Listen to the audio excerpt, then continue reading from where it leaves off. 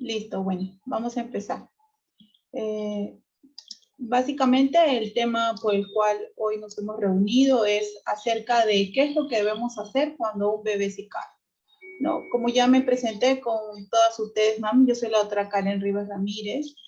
Como les comenté, pertenezco a la empresa Sana Salud y en esta parte encontrarán algún grupo de orientación dirigida a ustedes.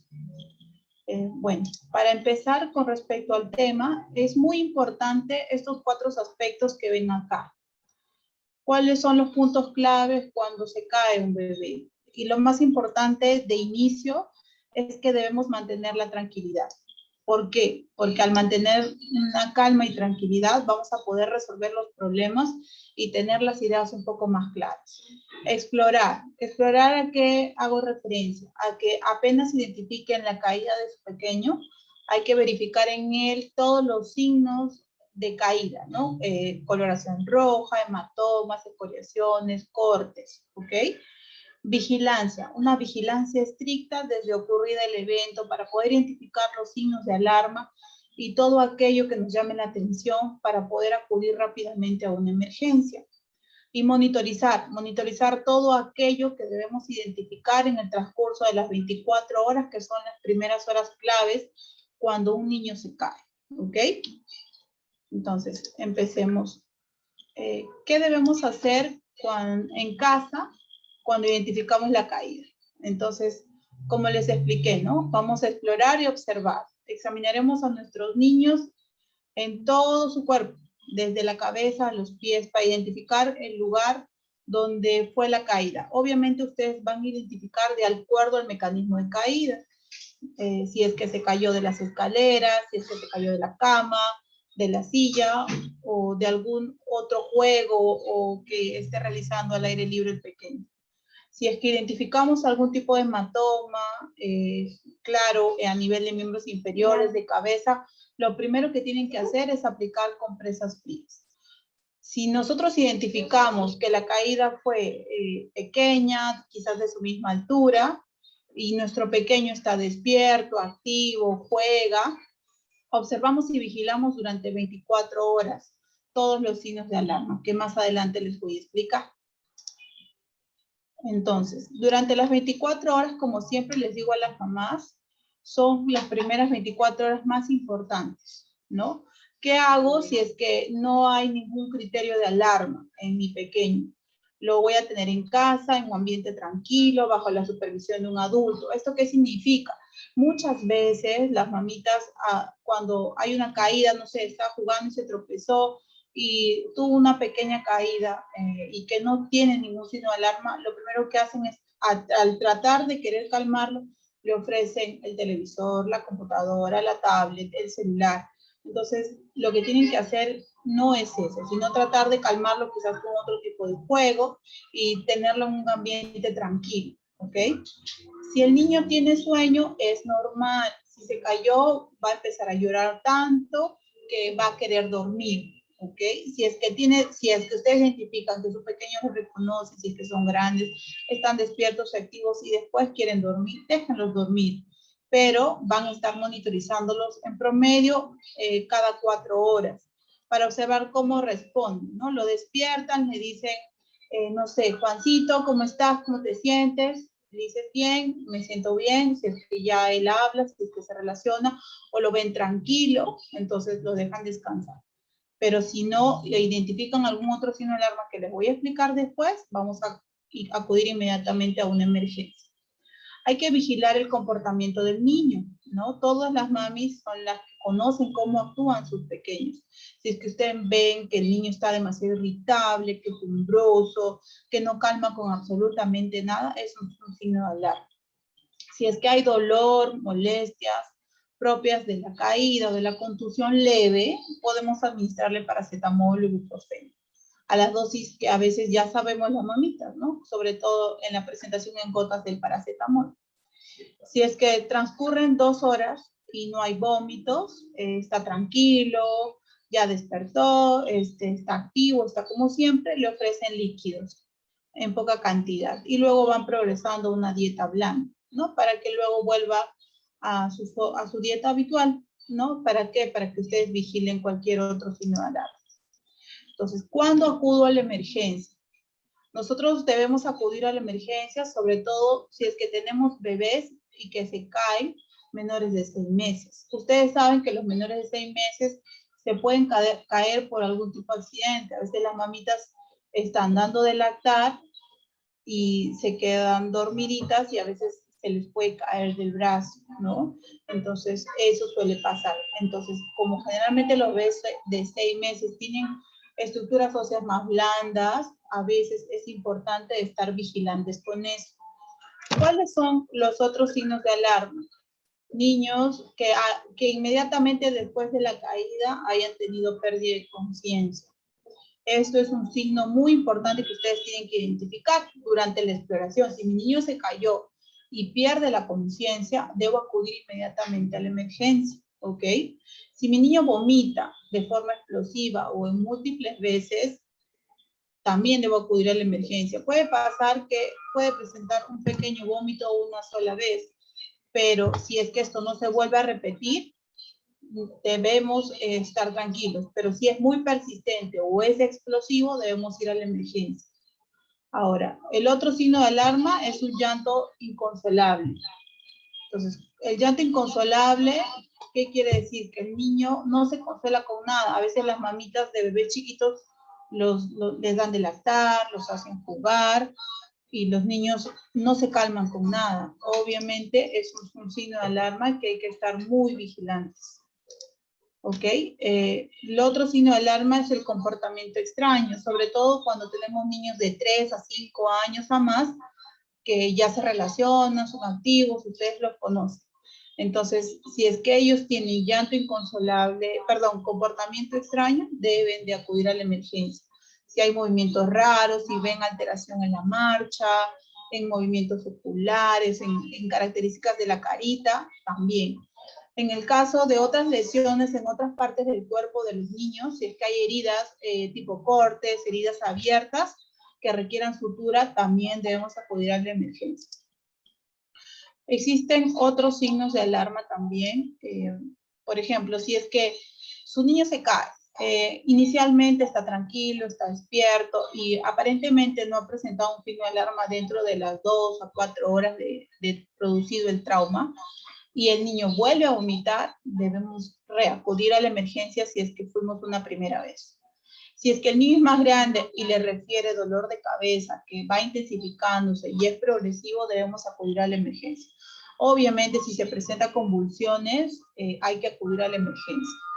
Recuerden que esta parte de las convulsiones, como más o menos para que ustedes tengan una idea, y si es que Dios quiera nunca les llega a pasar, tengan en consideración que esto no necesariamente va a ser un signo de que sus niños van a tener epilepsia en el futuro. Obviamente sí hay epilepsias relacionadas a traumas, pero la frecuencia es mucho menor, ¿ok? Entonces, viéndolo desde ese punto de vista, para que ustedes más o menos sepan de eso. Si ustedes ven que su niño está confuso, somnoliento, irritable o le cuesta mucho despertarlos, también es un signo de alarma.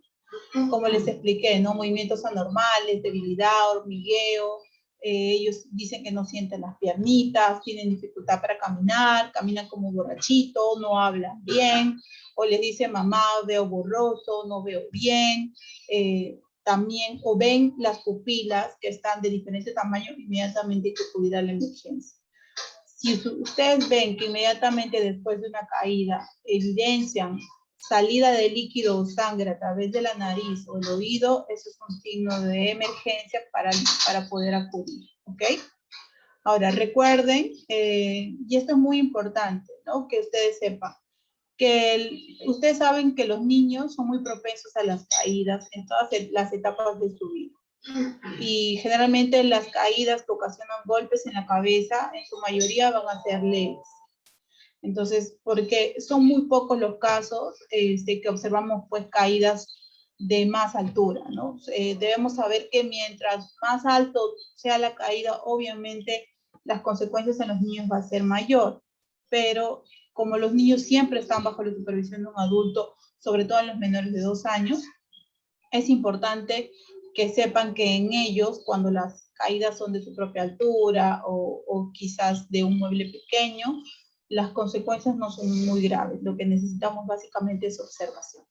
En cuanto a los síntomas, obviamente los niños van a estar asustados por el evento, algunos no van a recordar lo que pasó o van a tener un poco de dolor o pueden presentar un vómito.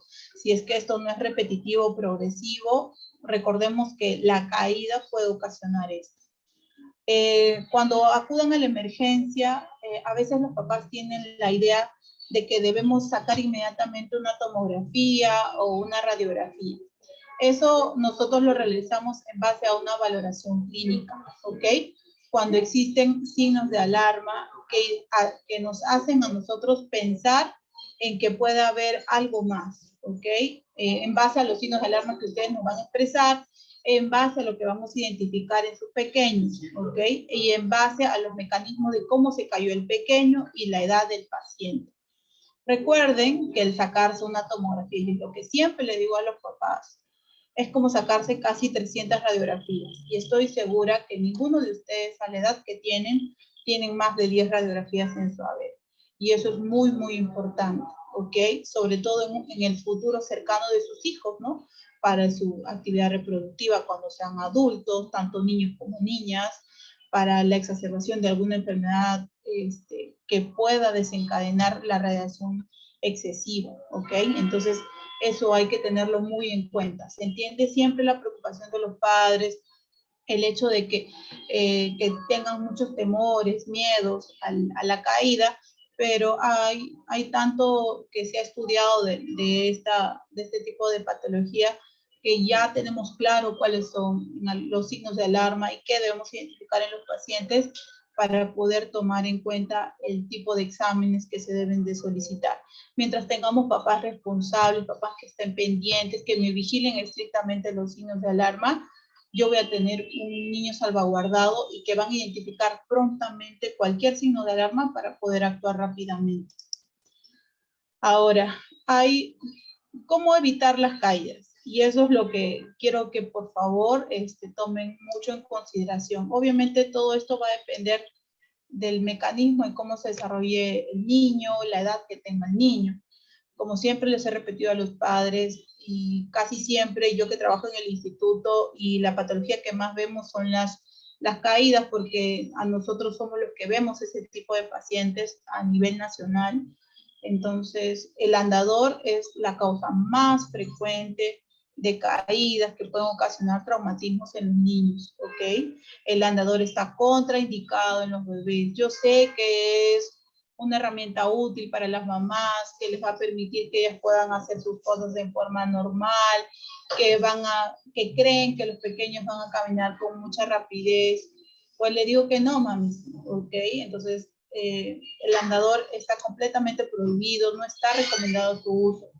Y en caso usarla, la Sociedad Europea de Pediatría recomienda andadores con características muy específicas que créanme que en el mercado peruano no las hay, ¿ok? Y obviamente que los costos pues son demasiado elevados. Recuerden que cuando un niño cae con un andador, generalmente como tienen movimientos rápidos, y si es que obviamente la mayoría de andadores son de menor tamaño, que pueden pasar rápidamente las puertas, usualmente caen por las gradas, ¿no? Y el mecanismo de caída en ellos sí puede ser severo, ¿ok? Entonces, eso hay que tomarlo muy en consideración. Igual con las escaleras, si nosotros vivimos en un lugar con bastantes escaleras empinadas por el tipo de material, lo que siempre se recomienda es instalar barreras protectoras al pie y en la parte superior de cada tramo de escaleras para que éstas se mantengan bloqueadas, sobre todo cuando hay niños pequeños que están aprendiendo a caminar o a gatear, ¿no? Entonces es importante eso, siempre bajo obviamente la supervisión de un adulto. Respecto a los cambiadores, dependiendo del grupo de edad, bueno, es bastante poco frecuente acá en nuestro país, pero la recomendación es siempre que se use, por ejemplo, colchonetas al ras del piso.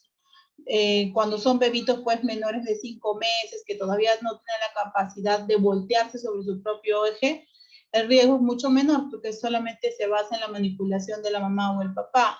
Pero cuando son mayores de 5 meses y ya tienen la capacidad de girar, es ahí donde vienen los problemas, ¿no? Y los cambiadores van a ser pues uno de los mecanismos de caída. ¿Ok?